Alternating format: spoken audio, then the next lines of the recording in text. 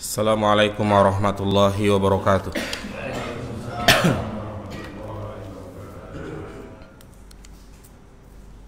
Innal hamdalillah nahmaduhu wa nasta'inuhu wa nastaghfiruh wa na'udzu billahi min shururi anfusina wa min sayyiati a'malina may yahdihillahu fala mudilla lahu wa may yudlil fala hadiya lahu.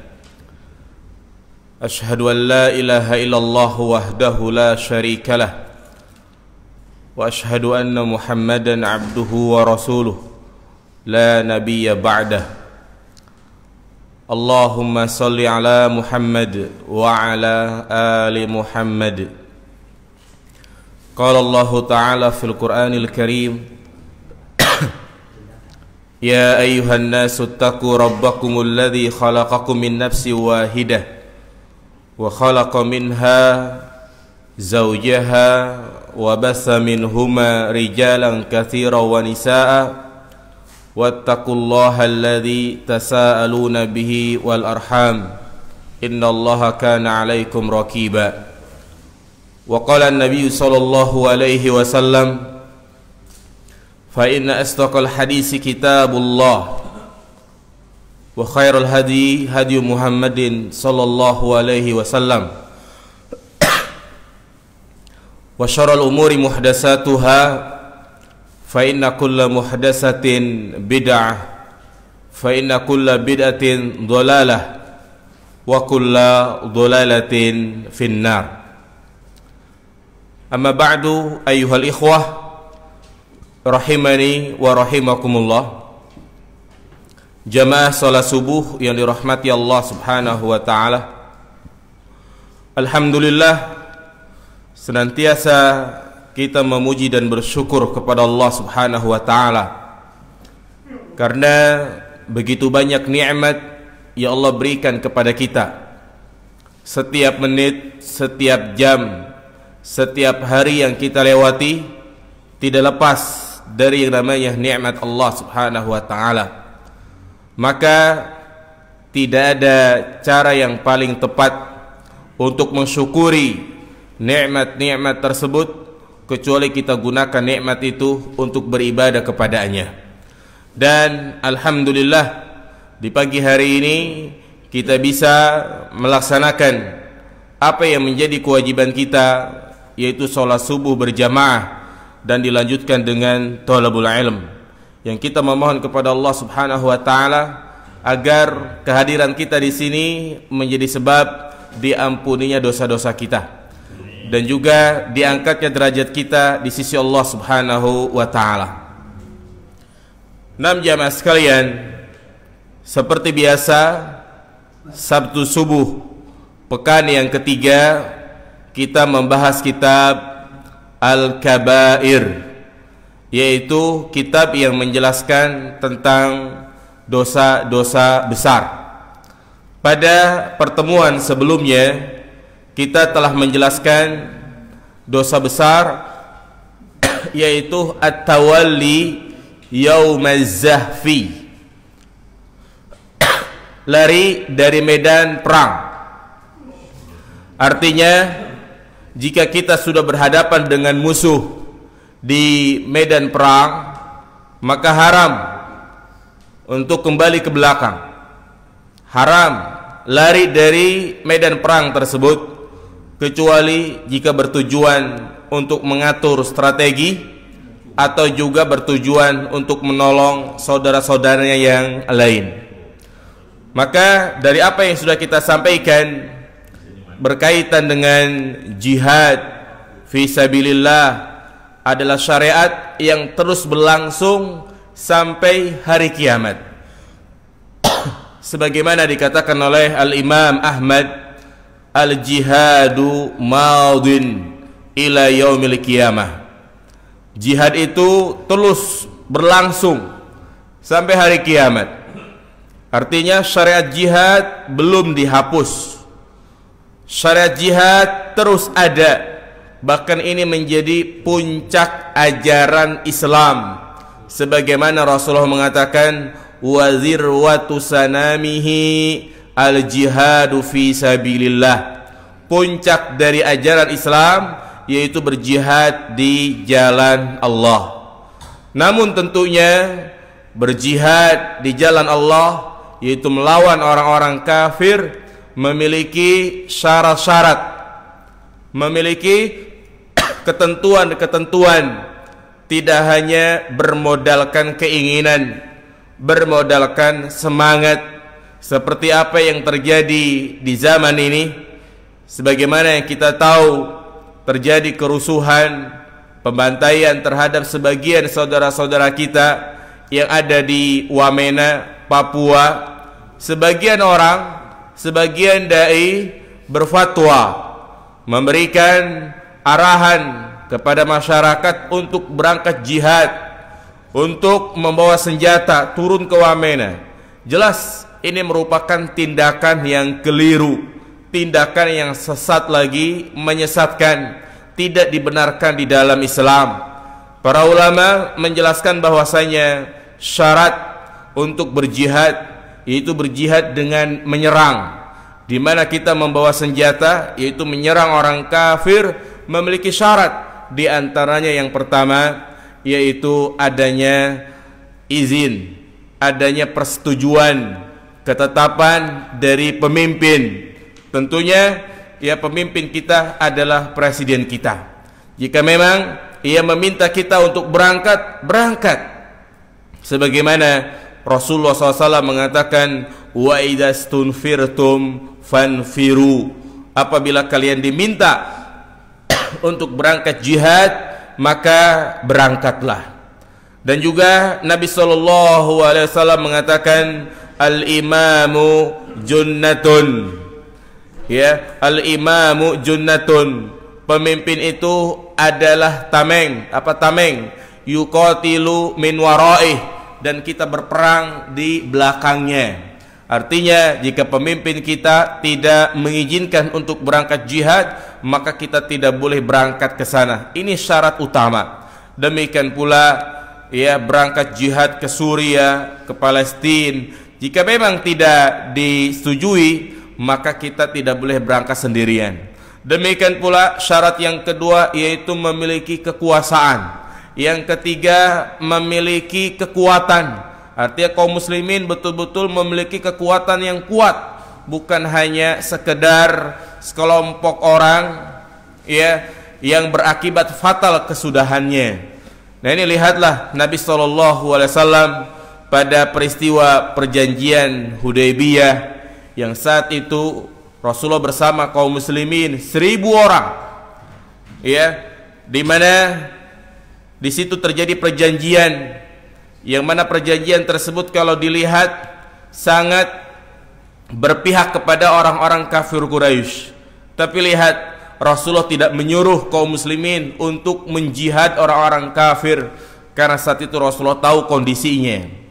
Nah, jamaah yang dirahmati Allah Subhanahu wa taala, jadi merupakan kesalahan kalau ada dai yang menyeru untuk berangkat jihad ke Wamena, ke Palestina ataupun yang lainnya.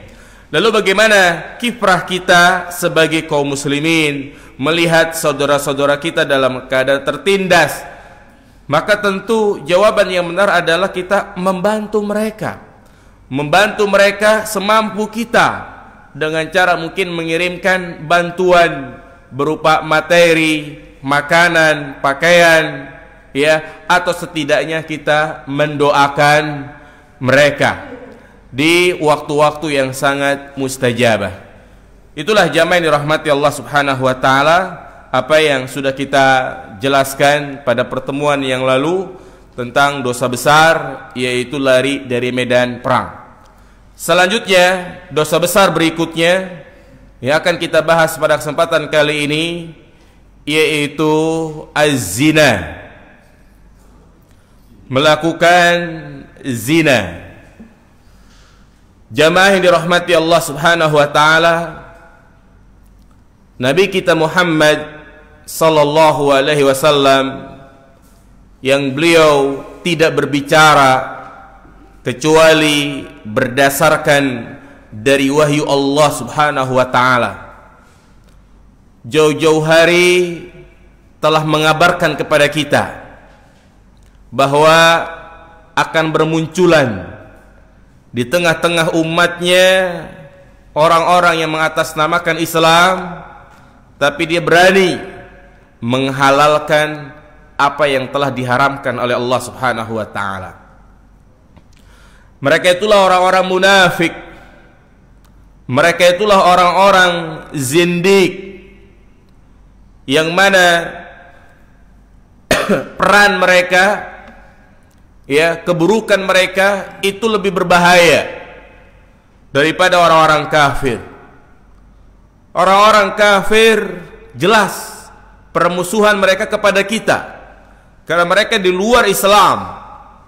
Tetapi ini orang munafik, dia berpakaian pakaian Islami, dia berkedok dengan agama Islam, tetapi dia menyerang Islam itu sendiri, merusak syariat Islam itu sendiri, bahkan berupaya untuk menggugurkan syariat-syariat yang indah yang telah ditetapkan oleh Allah Subhanahu wa taala. Inilah bahayanya orang-orang munafik. Pantas kalau Allah Subhanahu wa taala mengancam mereka, innal munafiqina fid darkil asfali minan nar. Sesungguhnya orang-orang munafik itu berada di keraknya api neraka. Ya, bahkan Allah kumpulkan mereka bersama orang-orang kafir. Innallaha jami'ul munafiqina wal kafirina fi nari jahannam. Sesungguhnya Allah mengumpulkan orang-orang munafik, orang-orang kafir di neraka Jahannam. Tentang orang-orang model seperti ini, Rasulullah SAW telah mengatakan, la yakunanna min ummati aqwamun yastahilluna al-hira wal harira wal khamra wal ma'azif. Sungguh benar-benar, Nabi mengatakan layakunanna, sungguh benar-benar, berarti pasti terjadi. Sungguh benar-benar akan muncul di tengah umatku orang-orang yang mereka menghalalkan sutra, menghalalkan zina, menghalalkan khomer, dan menghalalkan alat-alat musik. Nah, apa yang disampaikan oleh Nabi itu betul-betul terbukti di zaman sekarang ini. Terbukti di negeri kita ini adanya sekelompok orang yang berani menghalalkan apa yang diharamkan oleh Allah Subhanahu wa taala. Di antaranya baru saja kita dengar adanya seorang yang menulis risalah doktoral, yaitu tentang membolehkan apa? Berzina, mengesahkan hubungan di luar nikah. Ya, makanya yang lebih parah lagi, dia dikukuhkan sebagai doktor oleh para pengujinya, oleh universitasnya. Ini jelas suatu musibah. Apa yang disabdakan oleh Nabi benar-benar terjadi di zaman sekarang ini. Makanya perlu kita cermati tentang kejinya zina, jamaah sekalian. Zina adalah perbuatan seorang laki-laki menggauli wanita di luar pernikahan yang sah. Hubungan intim, hubungan badan yang dilakukan di luar pernikahan yang sah, baik dilakukan suka sama suka atau dilakukan dengan paksaan, baik dilakukan secara sembunyi-sembunyi atau terang-terangan. Jika itu terjadi, itu hubungan badan, maka itulah yang disebut namanya apa? Zina. Tentang pengertian ini sudah disepakati oleh para ulama, dan zina termasuk dosa besar. Dosa besar setelah kesyirikan dan pembunuhan. Sebagaimana Allah Subhanahu wa taala berfirman dalam surat Al-Isra ayat 32, wala taqrabuz zina innahu kana fahishatan wa sa'a sabila. Janganlah kalian mendekati zina, karena sesungguhnya zina adalah perbuatan yang keji dan sejelek-jeleknya jalan. Perhatikan dalam ayat ini, para ulama menegaskan bahwa lafaz ini, yaitu kalimat wala taqrabuz zina, janganlah kalian mendekati zina, itu kalimat lebih tegas, lebih dalam dari kalimat wala tazni, janganlah kalian berzina. Jadi ada dua kalimat jamaah sekalian. Janganlah kalian berzina dengan kalimat janganlah kalian mendekati zina. Maka dalam bahasa Arab kalimat janganlah kalian mendekati zina itu kalimat yang lebih tegas, yang lebih keras. Kenapa? Jadi memiliki, kalau kalimat wala tazni itu berarti larangan berbuat zina saja. Tetapi kalau janganlah kalian mendekati zina, di sini mendekati saja tidak boleh, apalagi melakukannya. Dan juga kita tidak hanya diharamkan melakukan perzinahan, tapi kita juga diharamkan melakukan perbuatan-perbuatan yang itu bisa mendekati zina. Ya, bukan hanya janganlah kalian lakukan zina, tapi jauhin pintu-pintu, wasilah-wasilah yang menjurus kepada perzinahan. Jadi kalimat ini lebih tegas. Demikian pula Rasul kita Muhammad sallallahu alaihi wasallam. Beliau bersabda dalam hadis yang diriwayatkan dari Abdullah bin Mas'ud. Dia pernah berkata, sa'altun nabiyya sallallahu alaihi wasallam, ayyu dzambi a'zam? Ya Rasulullah, dosa apa yang paling besar? Qal an taj'ala lillahi niddan wa huwa khalaqak, yaitu engkau menjadikan tandingan bagi Allah, yaitu engkau berbuat syirik kepada Allah Subhanahu wa taala. Ini dosa syirik yang sudah kita bahas pada poin yang keberapa ini? Poin yang pertama. Qultu, kata Abdullah bin Mas'ud, summa ay, apalagi? Qal an taqtula waladaka khasyatah ayyut ima ma'ak, yaitu engkau membunuh anakmu karena engkau khawatir dia ikut makan bersamamu. Nah, ini dosa besar, membunuh anak, baik anak tersebut sudah lahir atau anak tersebut masih dalam perut istrinya. Haram menggugurkan janin yang ada dalam perut, baik janin tersebut belum ditiupkan ruh atau sudah ditiupkan ruh. Kalau misalnya diketahui istrinya hamil sudah 2 bulan, 2 bulan sudah ditiupkan ruh atau belum? Belum. Maka tetap tidak boleh digugurkan, haram. Ya, apalagi kalau sudah ditiupkan ruh, sudah 4 bulan, 5 bulan.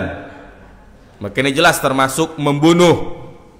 Ya, bahkan juga termasuk perbuatan yang haram, yaitu membatasi.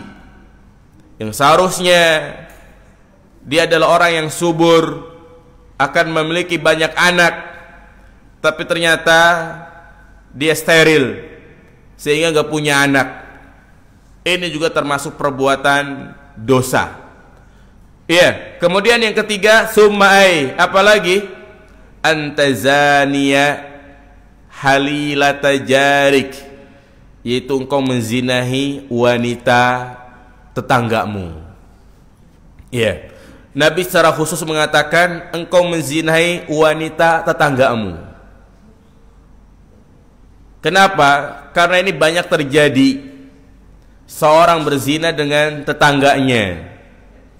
Sehingga ini menjadi pelajaran penting buat kita semua untuk menjaga sikap, menjaga hubungan.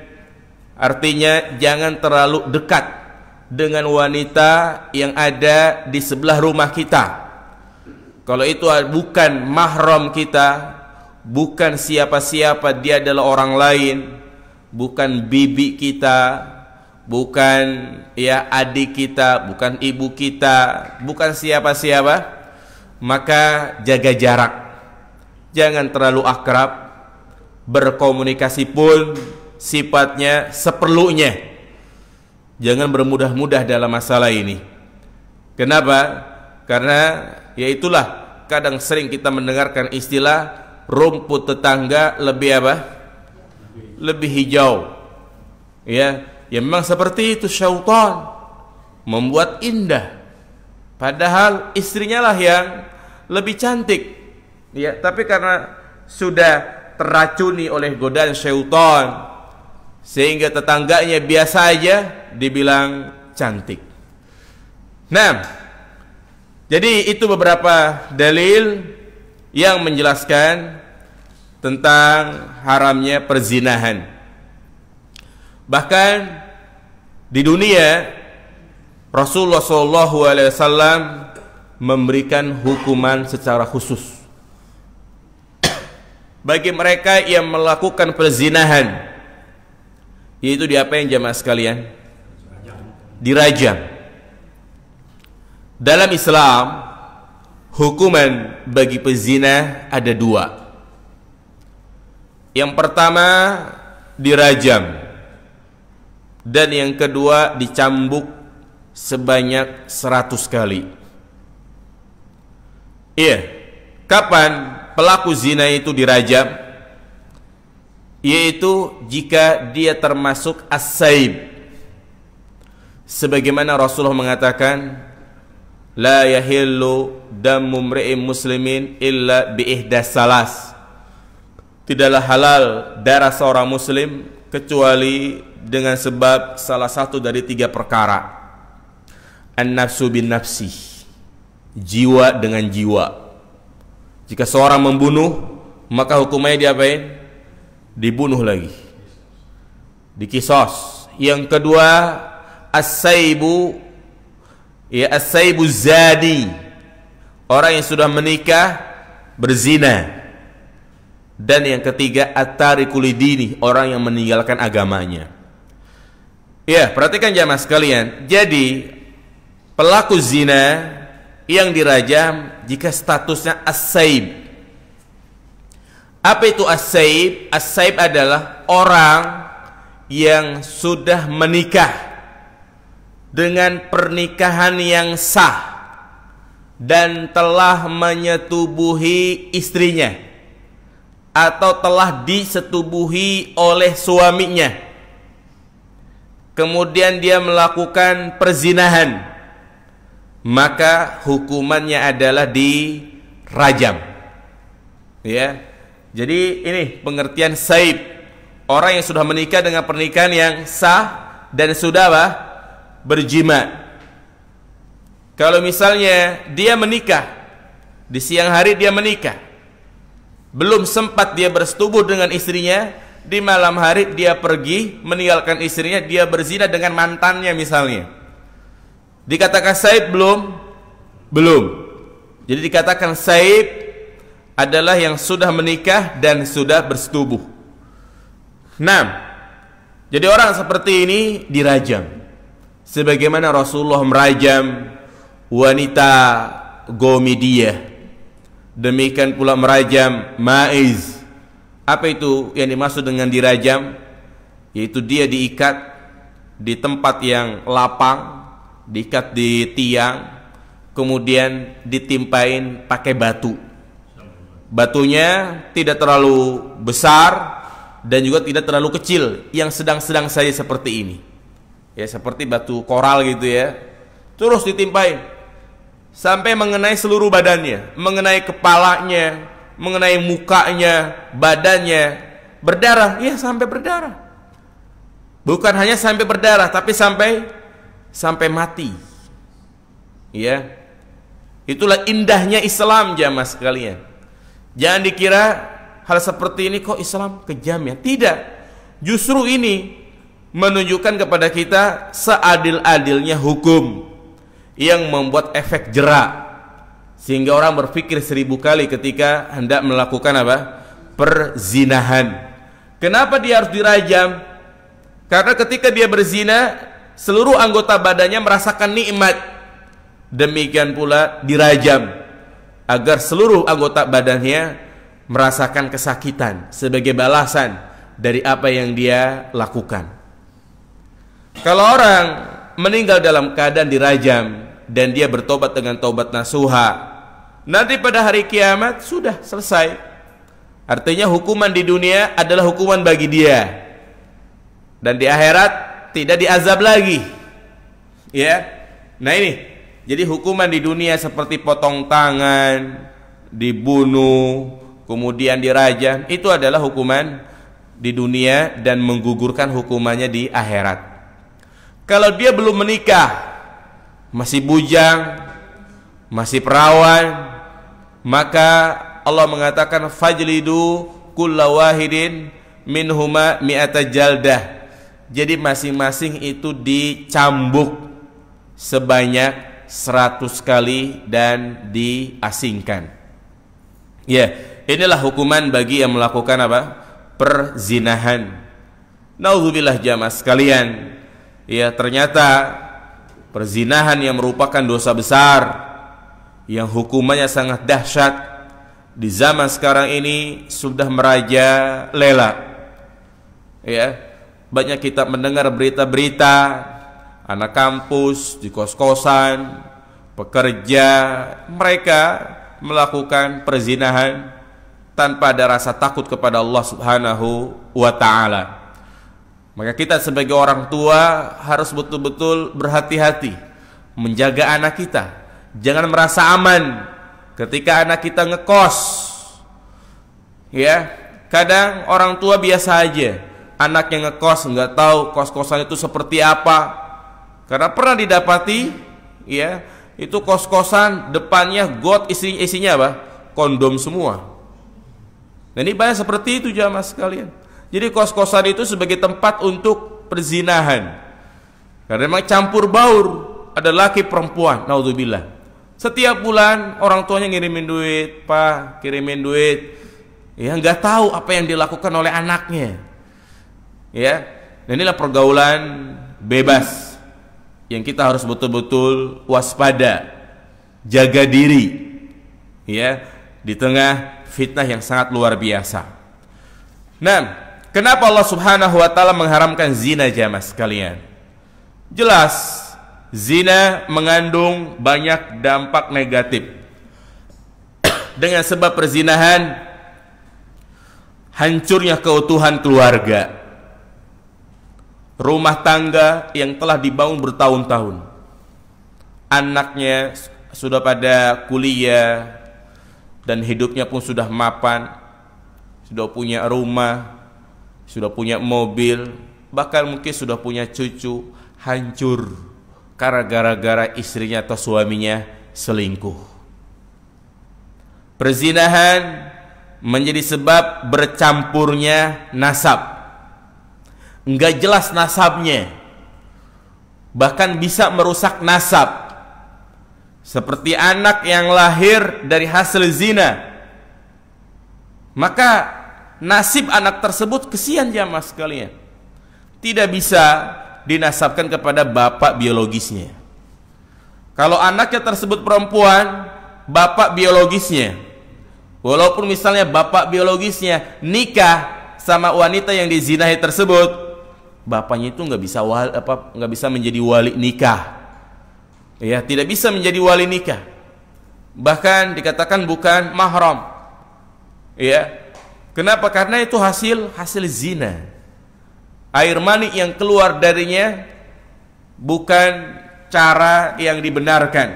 Ini betul-betul merusak nasab. Ya, demikian pula menjadi sebab merebaknya penyakit-penyakit yang sangat berbahaya. Seperti penyakit AIDS, penyakit kelamin, menimbulkan permusuhan, kehinaan, dan juga merusak kehormatan. Nah, ini bahaya dari apa? Perzinahan. Bahkan bukan hanya manusia yang mengutuk, hewan pun mengutuk perzinahan, jamaah. Binatang mengutuk perzinahan. Sebagaimana dikatakan oleh sahabat Amr bin Maimun, dia berkata, ra'aitu fil jahiliyati kirodah, ijtama 'alaiha kirodah, fazanat farajamuha, farajamtuha ma'ahum. Kata Amr bin Maimun, ya, di masa jahiliyah aku pernah melihat ada seekor kera betina nyamperin pejantannya. Ternyata pejantannya ini mencium aroma pejantan yang lain pada kera betinanya ini. Akhirnya gak mau dia. Ternyata diketahui kera betina ini telah berzina. Mungkin saking kesalnya nih kera jantan ini, dia panggil teman-temannya. Dipanggil teman-temannya untuk dirajam, dilemparin batu. Naam, ternyata kera-kera yang lainnya melempari batu ke arah kera betina tadi yang telah berzina. Apa kata Amr bin Maimun? Farajamtuha, aku pun ikut merajamnya. Nah, ini jamaah sekalian, jika binatang saja merasa jijik dan mengutuk perbuatan zina, ya, padahal mereka punya akal atau tidak? Nggak punya akal. Lalu bagaimana dengan sebagian manusia, doktor, berani menghalalkan apa yang jelas-jelas diharamkan oleh Allah Subhanahu wa ta'ala, berani menghalalkan apa yang menimbulkan banyak kerusakan. Coba dia yang menulis risalah seperti ini, ya, kita tantang dia, kira-kira mau nggak istri dizinahin? Mau nggak anaknya dizinahin? Jelas nggak mau, fitrah. Ya, fitrah manusia seperti itu. Fitrah kita jelas nggak mau istri kita dizinahin, anak kita dizinahin. Makanya kita nggak boleh zinai orang lain. Kalau memang kita sendiri nggak mau keluarga kita dizinahi, ya. Nah inilah jamaah yang dirahmati Allah Subhanahu wa ta'ala, kejinya perzinahan. Karena begitu dahsyatnya perzinahan jamaah sekalian, maka Allah Subhanahu wa ta'ala tidak hanya mengharamkan zina, tapi Allah juga mengharamkan perbuatan-perbuatan, wasilah-wasilah yang menjurus kepada apa? Perzinahan. Apa diantara perbuatan-perbuatan yang itu bisa mengantarkan kepada perzinahan yang diharamkan? Di antaranya adalah pacaran, ya, ikatan cinta yang tidak diikat dengan akad nikah. Ya, ikatan cinta yang diikat dengan coklat gitu kan, saling kasih, ya, tukar-tukaran barang. Ya, maka jelas ini nggak boleh jemaah.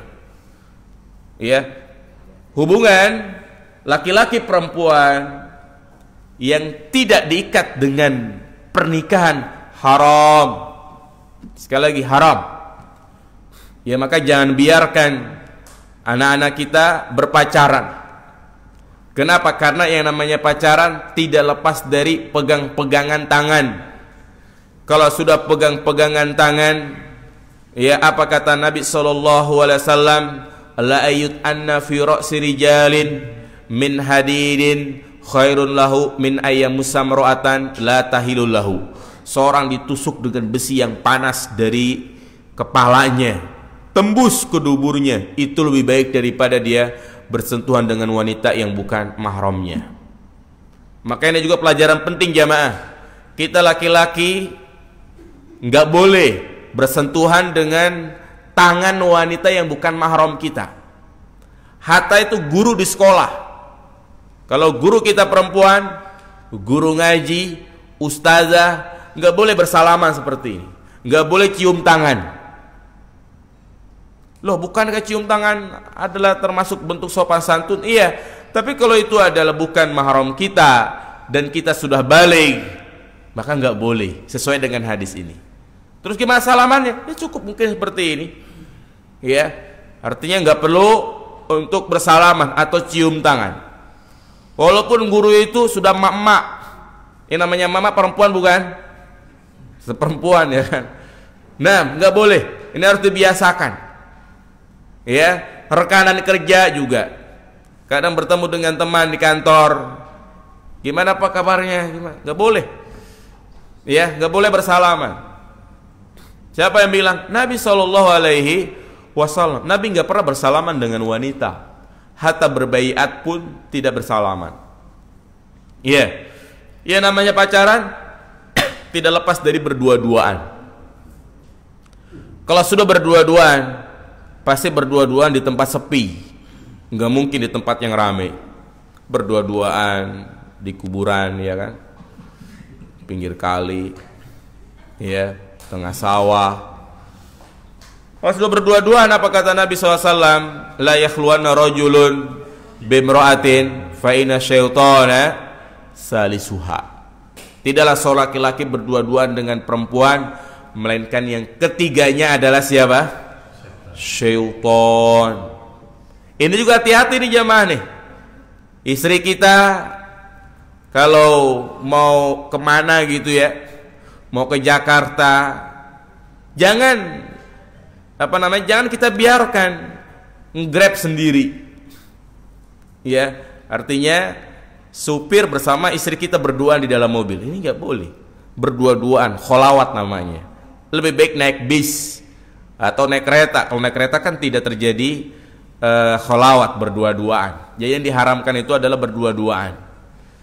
Ya, terutama juga kalau di rumah kita ada ipar. Ini hati-hati jamaah sekalian. Nabi menyebutkan alhamu al-maut. Ipar itu adalah kematian. Kalau bapak punya istri, istri punya kakak perempuan, istri punya adik perempuan, hati-hati kalau dia tinggal bersama kita di rumah. Boleh dia tinggal bersama kita di rumah, tapi perhatikan adab-adabnya. Tidak boleh dia menampakkan auratnya. Ya, dia harus memakai busana yang syar'i, harus pakai kerudung, harus pakai jilbab. Dan juga kita tidak boleh berdua-duaan di dapur. Tidak boleh berdua-duaan di rumah. Istri ke pasar, kita di rumah berdua dengan ipar kita. Enggak boleh. Nabi mengatakan ipar adalah kematian. Banyak terjadinya perzinahan seperti ini. Menganggap remeh, menganggap biasa. Ya. Nah, demikian pula di antara bentuk Islam menutup terjadinya perzinahan, Islam melarang bagi wanita membuka aurat. Ini mungkin salah satu sebab terjadinya pemerkosaan, perzinahan, karena wanita yang tidak memakai pakaian yang syar'i. Jelas yang namanya laki-laki diberikan fitrah, ya senang dengan wanita, apalagi kalau dia tidak menutup auratnya. Makanya wanita wajib ketika dia keluar rumah memakai jilbab yang syar'i. Seluruh anggota tubuhnya harus tertutup kecuali wajah dan telapak tangan.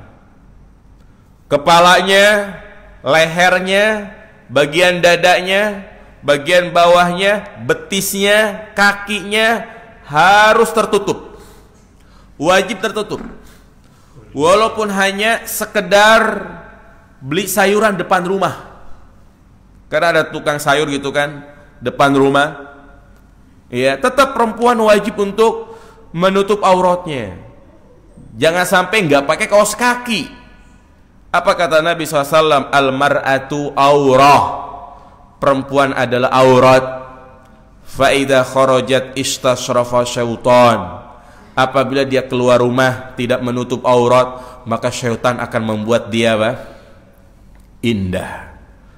Apalagi kalau dia keluar rumah memakai rok mini, nggak pakai jilbab, berdandan, naudzubillah jamaah, ini fitnah yang sangat luar biasa. Ya, dan ini menjadi pandangan yang biasa. Kita naik kereta di stasiun, di terminal, di bandara, ya, tinggal kita sebagai laki-laki pandai-pandai saja untuk menundukkan pandangan. Ya, pantas kalau Nabi menyebutkan bahwa penghuni yang terbanyak di neraka adalah siapa? Wanita. Apa sebabnya? Kasiat ariyat. Mereka berpakaian tetapi pada hakikatnya telanjang. Mereka berpakaian tetapi pakaiannya ketat, transparan, membentuk postur tubuh. Ya, pakai rok cuma sepaha, terlihat betisnya. Ya, kadang kita sebagai laki-laki berusaha untuk menundukkan pandangan, serba salah. Kita tundukkan pandangan, lihat betis. Ke atas, lihat wajahnya yang cantik. Nunduk lagi, ya kesandung. Ya, maka jadilah fitnah yang sangat luar biasa di zaman sekarang. Ya, makanya wanita seperti ini, itulah wanita yang menjadi pancing-pancingnya syaitan. An-nisa'u habailu syaitan. Wanita adalah pancing-pancingnya syaitan. Iya, demikian pula dalam rangka untuk menutup terjadinya perzinahan, wanita dilarang safar tanpa mahram. Enggak boleh kita biarkan istri kita pulang kampung ke Jogja, ke Jawa Timur sendirian. Enggak dianterin kita. Enggak boleh, haram. Apa kata Nabi SAW? La tusafirul mar'atu illa ma'azi mahramin. Tidak boleh seorang wanita safar tanpa ditemani mahram. Demikian pula wanita tidak boleh bertabarruj. Apa itu tabarruj? Tabarruj adalah berhias, mempercantik dirinya, memakai perhiasan tapi ditampakkan di hadapan laki-laki yang lain. Ya, boleh dia berhias tapi untuk siapa? Untuk suaminya. Kalau keluar rumah biasa aja, tidak perlu berdandan menor sampai pakai bedak 2 cm, tebelnya luar biasa gitu kan, pakai lipstick, semuanya emas, simpenannya dipakai semua. Nggak boleh, itu namanya tabarruj. Ya, akan menimbulkan fitnah. Ya, salah. Istri harus tampil cantik di mana? Di rumah. Ketika suaminya pulang kerja, dia harus betul-betul ya tampil cantik, indah, menyenangkan suaminya. Bukan suami pulang kerja seperti kucing dapur, bau terasi, bau bawang lagi. Salah. Giliran mau kondangan sampai iktikaf depan kaca, ya kan, dandanya lama banget. Iya, jadi ini jamaah yang rahmati Allah Subhanahu wa taala. Jadi intinya tidak ada cara yang dibenarkan dalam Islam untuk melampiaskan syahwat kita, untuk memenuhi kebutuhan biologis kita. Karena ini adalah fitrah yang Allah tetapkan bagi kita, di mana laki-laki cinta sama perempuan. Ya, wajar laki-laki cinta sama perempuan. Yang gak wajar itu laki-laki senang sama laki-laki, perempuan senang sama perempuan. Ini yang gak wajar.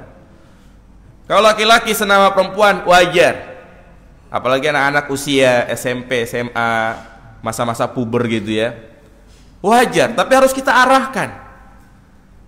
Kalau dia saat mereka seperti itu, diarahkan dengan melakukan hal-hal yang bermanfaat. Ya, artinya pelampiasan syahwat itu hanya dibolehkan kepada istri. Apa kata Allah Subhanahu wa taala tentang tanda orang-orang yang beriman? Walladzina hum li furujihim hafizun illa ala azwajihim aw ma malakat aymanuhum fa innahum ghairu malumin faman ibtagha wara'a dzalika fa ulaika humul adun. Orang-orang yang beriman itu, mereka itulah yang mampu menjaga kemaluannya kecuali kepada istrinya, kepada budak wanitanya. Maka barang siapa yang mencari jalan selain itu, selain kepada istrinya, maka mereka adalah orang-orang yang melampaui batas. Artinya, kita boleh melampiaskan syahwat, mengeluarkan air mani hanya kepada istri kita. Selain itu, zina, homoseksual. Ya Allah katakan, waluton idh qala liqaumihi la ta'tunal fahisyah. Itu perbuatan kaumnya Nabi Lut. Lesbian, onani, masturbasi, melihat video-video porno untuk melampiaskan syahwatnya, maka itu adalah perbuatan-perbuatan yang haram, perbuatan-perbuatan yang tidak dibenarkan dalam Islam. Makanya cara yang paling ampuh untuk menundukkan pandangan, menjaga kemaluan, yaitu dengan apa? Menikah. Tidak ada solusi yang paling ampuh, tidak ada cara yang dibenarkan dalam Islam kecuali dengan apa? Menikah. Apa kata Nabi SAW? Ya ma'syarasy syabab, man istata'a minkum alba'ata falyatazawwaj fa innahu aghaddu lil basar wa ahsanu lil farj. Wahai para pemuda, jika kalian telah mampu menikah, maka menikahlah, karena itu lebih menjaga pandangan dan juga lebih menjaga kemaluan. Ya, menikah jamaah sekalian. Kalau syahwatnya, nafsunya menggebu-gebu, maka segera untuk apa? Menikah. Kalau sudah menikah gimana jamaah sekalian? Syahwatnya masih menggebu-gebu. Kalau ngeliat perempuan bawaannya seperti itu, gimana jamaah? Menikah lagi. Bener gak jamaah? Laki-laki boleh berapa? 4. Kok jawabnya takut-takut?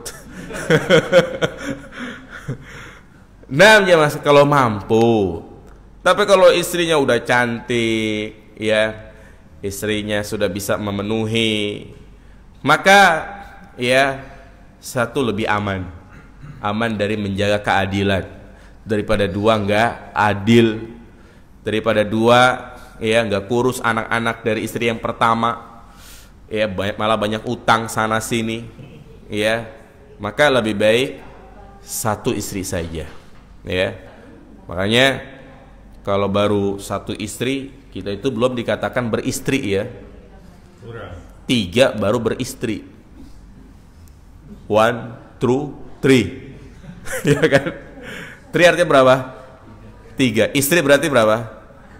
Istri 3 ya. Nah, ini menikah solusinya. Gimana kalau saya masih usia SMP, SMA? Banyak kadang-kadang perempuan ini yang godain duluan. Kadang di sekolah itu perempuan lebih banyak. Biasanya kan laki-laki godain ya. Nah, ini perempuan yang godain duluan. Adik rumahnya di mana? Biasalah basa-basi gitu kan. Kadang kita tolak. Ya udahlah, kita adik kakaan aja. Maka kalau dia masih sekolah, ada rasa-rasa karena syahwatnya sudah menggubu-gubu, maka solusinya adalah dia berpuasa. Apa kata Nabi SAW? Fa illam yastati fa'ala bisyam, memperbanyak puasa sunnah dan hindari yang namanya melihat gambar-gambar wanita. Jika memang HP yang dimiliki menimbulkan maksiat, dia lebih banyak melihat wanita-wanita yang mengumbar auratnya, maka lebih baik HP-nya diapakan? Dicelupin ke dalam air. Karena tumbuhnya pikiran-pikiran seperti itu karena tidak ada kegiatan. Kegiatannya hanya main game, bermedsos. Ya itu kegiatan. Tapi kalau dia sibukkan dengan belajar, sibukkan dengan belajar karate, pancak-silat, latihan memanah, renang, futsal, insya Allah nggak ada pikiran-pikiran kayak begitu. Ya, makanya anak-anak kita arahkan seperti dulu kita bagaimana di masa-masa kita usia SMP SMA. Jangan sampai mereka sibuk dengan gadget. Ya, itu mungkin yang bisa kita sampaikan. Ya, dosa besar yang harus kita hindari yaitu apa? Zina. Silakan. Yang mau bertanya? Iya, ini susu atau jahe nih? Iya.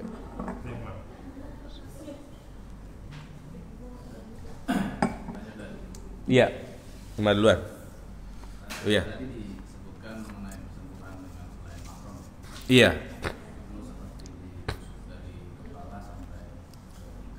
Iya.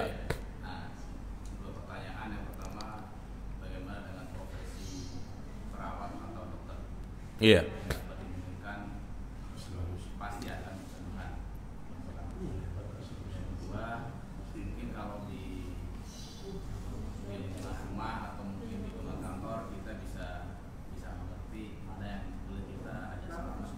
Bagaimana jika di rumah di kampung dan pulang kampung Iya. sering ketemu dengan keponakan, dengan paman atau ini, itu mana yang kira-kira boleh kita ajak salaman dan boleh tidak? Kira-kira begitu. Iya. Dia yang berprofesi sebagai dokter ataupun perawat, anestesi dan yang lainnya, maka yang pertama dia harus berusaha untuk tidak kontak langsung, bersentuhan langsung dengan pasiennya yang lawan jenis. Ya, berusaha sebaik mungkin. Jika memang kalau memang dia punya asisten, asistennya lah suruh, gitu kan? Makanya dokter itu hendaklah punya 2 asisten, laki perempuan, yang bisa mengecek, gitu kan? Jika memang pasiennya laki-laki ya dicek sama laki-laki. Ya kalau memang perempuan ya perempuan, gitu. Nah ini usaha harus seperti itu. Yang kedua, jika memang ya dalam keadaan darurat, maka hendaklah ada hijab, ada pemisah, mungkin dengan sarung tangan, artinya tidak bersentuhan langsung dengan kulitnya. Yang ketiga, kalau itu sifatnya sangat dibutuhkan, kayak misalnya sesar, kadang-kadang dokternya laki-laki, maka ini termasuk dalam bab darurat. Ya, dalam bab darurat, yaitu diperbolehkan dalam kondisi seperti itu. Padahal kan kita juga mau sesar istri kita, kadang sudah pesan anestesinya perempuan, dokternya perempuan, tapi qadarullah tidak sesuai dengan penanggalan yang sudah direncanakan. Mau gak mau kita kan bawa ke rumah sakit, ya disesar oleh dokter yang ada laki-laki, ya sudah, ini termasuk darurat. Ya, tapi tadi dia harus berupaya, harus berusaha, karena yang haram adalah haram, yang halal adalah halal. Kemudian yang kedua, bagaimana kalau di rumah, di kampung? Maka ya inilah budaya-budaya yang harus berusaha untuk kita hilangkan. Jadi kita harus menampakkan yang benar ya seperti ini. Ya, ketika bertemu dengan ponakan, ya ponakan mahram bukan? Hah? Mahram ya? Sepupu lah, sepupu atau istri dari paman kita, mahram bukan? Hah? Istri dari paman kita. Kita punya paman nih, dia punya istri, mahram bukan? Buhrang, bapak bukan? Bukan mahram. Ya, maka kita nggak boleh bersalaman, nggak boleh bersalaman. Terus gimana kalau dia nyamperin duluan? Kita berusaha untuk seperti ini, ya. Pokoknya berusaha untuk begini. Pokoknya ini mungkin sikap yang sudah yang paling ringan ya, begini. Ya. Jadi jangan pula kita ya, atau nggak boleh apa. Ya kalau begini aja udah.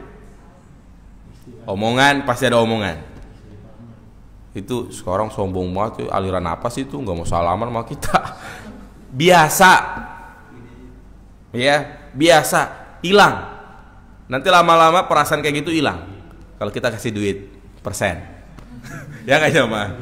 Iya. Kalau kita bawa oleh-oleh dari Jakarta gitu kan, insya Allah. Jadi memang kita itu masih berat dalam hati istilah gak enakan. Ya nggak jamaah? Gak enakan. Orang Indonesia itu paling berat gak enakan. Coba kalau berusaha untuk menghilangkan, insya Allah Allah memberikan kemudahan. Berat memang awalnya, tapi kesudahannya insya Allah mudah. Pakai cadar, kadang di tengah-tengah kampung masyarakat kita, ya banyak lah. Tapi insya Allah kalau sudah terbiasa, biasa aja. Ya, jadi itu ya, berusaha untuk mempraktekkan apa yang menjadi syariat. Bagaimana dengan naik taksi, membawa bawaan banyak, boleh tidak dari Tanah Abang, atau milih naik kereta? Iya, solusinya bawa anak atau bawa saudara, supaya di taksi itu nggak berdua-duaan sama tukang taksi. Ya, intinya berusaha agar tidak terjadi apa? Ikhtilat. Ya, jadi kalau bawaan banyak kayak begini, lebih baik bawa orang, biar dia yang bisa membantu kita, menemani kita gitu kan. Tapi kalau bawaannya sedikit, maka lebih baik naik kereta. Kalau banyak nggak mungkin di kereta, dan kita sendiri ya gimana lagi? Ya, ini termasuk ya suatu hal yang tidak bisa kita hindari. Tapi ya saya kasih solusi adalah dia bawa orang. Ya, perempuan juga nggak apa-apa. Yang penting tidak terjadi khalwah, berdua-duaan di dalam mobil. Di Indonesia tidak ada hukum rajam bagi pelaku zina. Apakah tetap diazab di akhirat walaupun sudah bertaubat? Kalau dia bertaubat dengan taubat nasuha, menyesali perbuatannya, beriktikad untuk tidak melakukan lagi, betul-betul dia menjaga jarak dengan kaum laki-laki, maka Allah akan terima taubatnya. Qul ya ibadiyalladzina asrafu ala anfusihim la taqnatu min rahmatillah innallaha yaghfiru dzunuba jami'a. Katakanlah wahai hambaku yang melampaui batas, yang melakukan kemaksiatan, janganlah dia berputus asa dari rahmatku, karena sesungguhnya Allah mengampuni semua dosa. Kalau dia bertobat dengan taubat nasuha, yakin Allah akan terima taubatnya. Bagaimana yang sudah hamil, kapan mereka nikah? Menunggu bayi lahir, pada saat hamil boleh menikah. Iya. Jadi kalau misalnya wanita yang zina itu hamil, maka laki-laki lain atau laki-laki menzinahinya, pendapat yang kuat tidak boleh menikahi dia sampai betul-betul dia sudah melahirkan. Inilah iddahnya. Karena kalau dia dalam kondisi hamil dinikahi oleh laki-laki lain, ya khawatir itu tercampur, nggak jelas. Ya, maka ini ada pembahasan secara khusus ya tentang menikahi wanita yang sedang hamil. Karena banyak di masyarakat kita kalau sudah ketahuan tekdung, apa? Udahlah buru-buruan tuh kawinin dah, daripada malu di warga ya kan. Nah ini boleh nggak? Nanti saya coba bahas tentang masalah ini. Ada lagi? Ya silakan Pak. Ini balik ke intermezzo yang awal tadi. Iya. Masalah jihad terus menaati pemimpin. Iya. Islam sendiri memandang milih pemimpin itu caranya seperti apa sih? Yang saya tahu demokrasi itu kan bukan cara Islam. Nah, bagaimana caranya kita kita justru mengikuti pemimpin yang tidak dengan cara Islam. Iya. Jadi cara pemilihan yang dibenarkan yang pertama adalah ditunjuk oleh pemimpin sebelumnya. Sebagaimana Abu Bakar menunjuk Umar. Kemudian yang kedua dengan cara dimusyawarahkan. Berkumpul orang-orang yang ahli, berkompeten dalam masalah mengatur negara. Seperti pemilihan siapa itu? Utsman dan Ali bin Abi Thalib. Berkumpul sahabat-sahabat senior. Itu cara yang dibenarkan. Ya. Dan kita sudah yakin bahwasanya cara memilih pemimpin yang ada di negeri kita adalah cara yang tidak dibenarkan menurut syariat.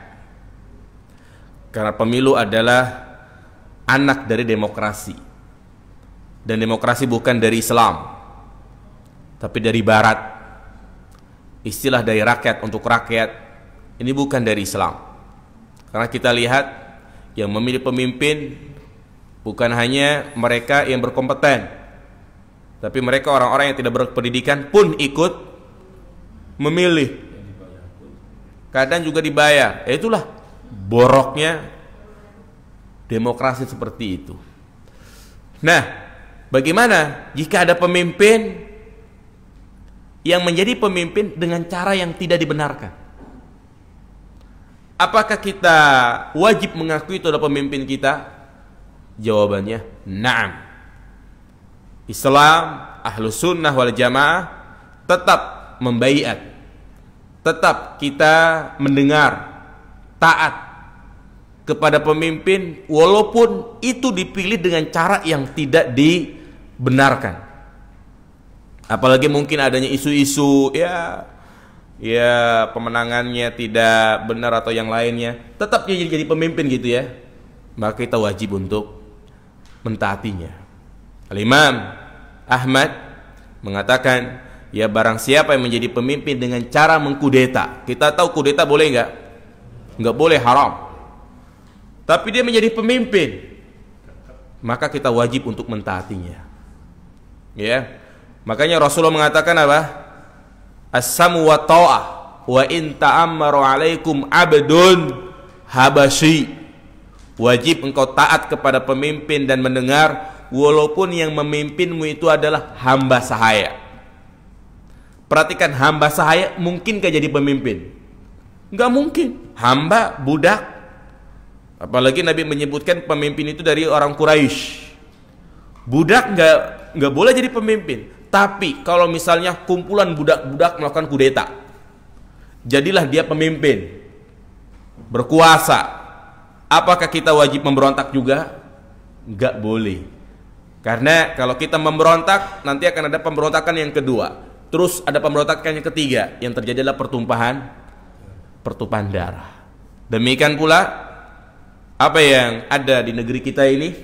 Sebentar lagi akan ada pelantikan presiden tanggal berapa? Tanggal 20. Ya sudah, gimana lagi? Ya, untuk menutup madorot yang lebih besar. Mau demo, mau kudeta.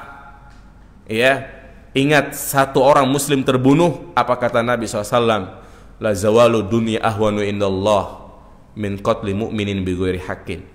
Hilangnya dunia di sisi Allah itu lebih ringan daripada terbunuhnya seorang mukmin tanpa ada alasan dibenarkan. Coba lihat demo-demo kemarin. Banyak saudara-saudara kita, teman-teman kita, mahasiswa yang terbunuh. Padahal masa depannya seperti apa gitu kan. Ya ini, sikap kita adalah bersabar. Kalau memang kita merasakan pemimpin kita zalim, pemimpin kita tidak sesuai dengan apa yang kita inginkan. Jadi itu Pak ya. Walaupun ya dia dipilih dengan cara yang tidak benar, tetap kita wajib untuk mentaatinya. Iya. Bisa dipahami? Iya, memang kalau kita kembali kepada perasaan kita, kayaknya kita nggak terima, ya nggak? Tapi inilah kita berusaha berada di atas dalil. Karena dalil ya seperti itu. Dan banyak apa yang kita alami tidak seperti yang dialami oleh para sahabat.